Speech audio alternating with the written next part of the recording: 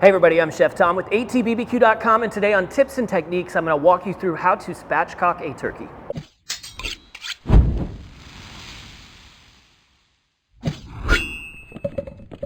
The process of spatchcocking a bird, and that's any bird, simply means you're going to remove the backbone. And what that does for you is it allows you to take a round bird and lay it flat to cook it.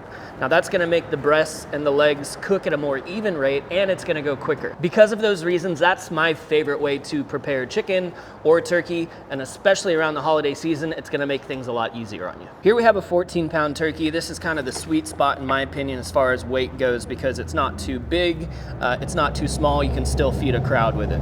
By flipping this breast side down, we now have full access to the backbone, which runs right here. So what we're going to do is take a nice pair of poultry shears and just cut along either side of that backbone.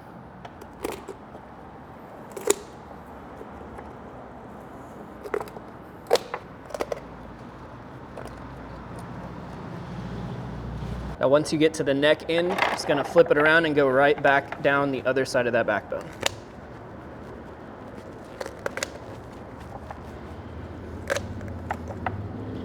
Get right to where this joint is on the thigh. You can either cut through it and deal with it later, or go right in between.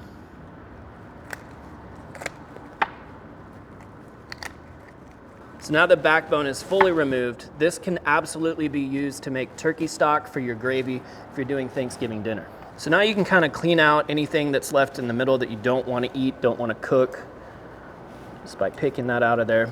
And then what I'm going to do next is come in here to where this breastbone is, just right here at the tip.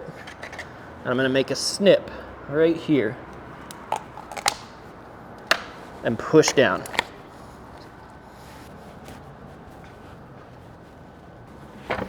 So now you can kind of see how the breasts and the legs are kind of all on the same level. And that's going to allow this to cook more evenly. And again, you have less to cook through, so it's going to go quicker. In its simplest form, that is spatchcocking a turkey, but there's a lot of other little things you can do to make things easier on you after the cook. So this is the best way to access all of what we're going to do next. First of all, we don't need all of this extra skin from the neck, so we'll take that off. Then over here is a lot of stuff that you're not going to eat. It's just like connective. What I like to do here is I'm going to follow basically the contour of the breast and cut this away, including up through a few of these rib bones. So now this kind of frees the leg from the main part of the carcass, and you can take off all of this excess.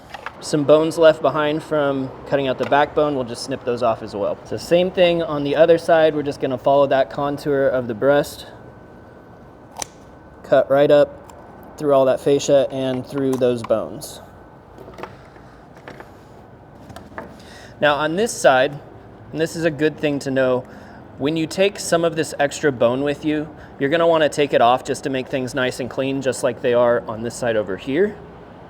So the way that we do that is there's a gap in between the meat and the bone here. We're just going to slide our knife right through that gap and down out through the end. Then follow it up to here.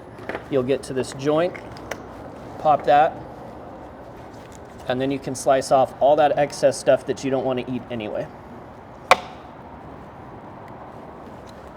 So this is pretty well cleaned up now. Another thing that we can do now that we've got this spatchcocked is we can get in here where the wishbone is and just slide the knife underneath that flat wishbone, cut out to the edge, and then down to the middle of that breastbone. And then you're just going to finagle this thing out of here. And what this does is it's going to make it really easy to slice the breast off the whole bird if you choose to do it that way.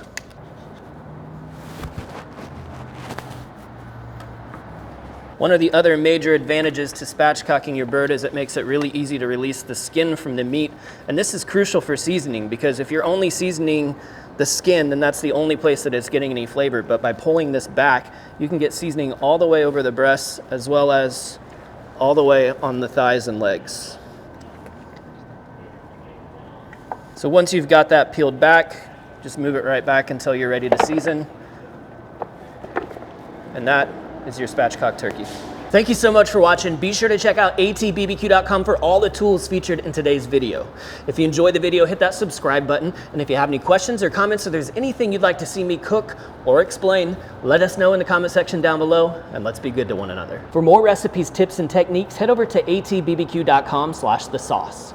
All things barbecue, where barbecue legends are made.